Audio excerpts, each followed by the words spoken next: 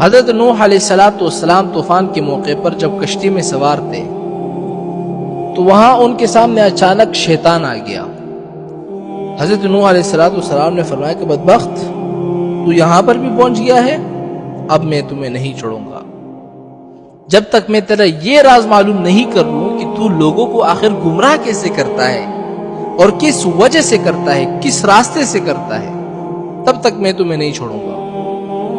تو شیطان کہنے لگا کہ 5 باتوں کی وجہ سے میں لوگوں کو گمراہ کرتا ہوں، لیکن ان 5 باتوں میں سے میں صرف آپ کو 3 باتیں بتاؤں گا اور 2 نہیں بتاؤں گا۔ حضرت موسیٰ علیہ السلام کو اللہ کی طرف سے وحی آئی۔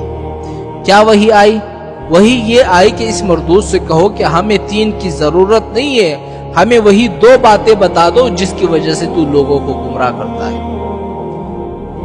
حضرت نوح علیہ السلام نے کہا کہ مجھے ان 3 باتوں کی ضرورت نہیں ہے، مجھے وہ 2 باتیں بتا دو جس کی وجہ سے تو لوگوں کو گمراہ کرتا ہے۔ اب شیطان مجبور ہو گیا اور کہنے لگا کہ وہ 2 باتیں جس کی وجہ سے میں لوگوں کو گمراہ کرتا ہوں میں آپ کو نہیں بتانا چاہتا تھا، لیکن جب آپ نے پوچھا ہے اب سن لیجیے۔ ایک ہے حسد اور ایک ہے حرص۔ ان 2 باتوں کی وجہ سے میں لوگوں کو گمراہ کرتا ہوں۔ اور پھر شیطان کہنے لگا کہ حسد نے مجھے گرایا اور حرص نے حضرت آدم علیہ السلام کو گرایا۔ کیسے گرایا؟ اس لیے کہ جب آدم علیہ السلام کو اللہ تعالیٰ نے بنایا اور آدم علیہ السلام کو اللہ تعالیٰ نے علم عطا فرمائی، ان کی شان و شوکت کو فرشتوں کے سامنے ظاہر کر دیا، تو اللہ تعالیٰ نے فرشتوں کو حکم دیا کہ اس کو سجدہ کرو، تو پھر سارے فرشتے سجدے میں گر گئے۔ ابلیس کو تکبر نے روکا، تکبر کے بعد شیطان کے اندر حسد پیدا ہوا۔ حسد اس لیے پیدا ہوا کہ ان کی وجہ سے میں اللہ کی نگاہ میں گر گیا، اب کسی نہ کسی طرح میں آدم علیہ السلام کو بھی گراؤں گا۔ یہ ہے حسد۔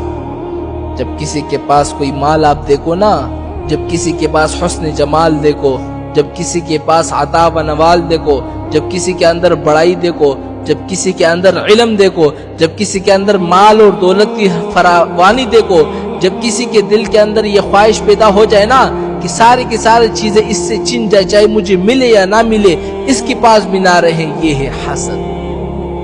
اور یہ حسد اللہ تعالیٰ کی نگاہ میں اتنی بری چیز ہے، بہت بری چیز ہے۔ شیطان نے سوچا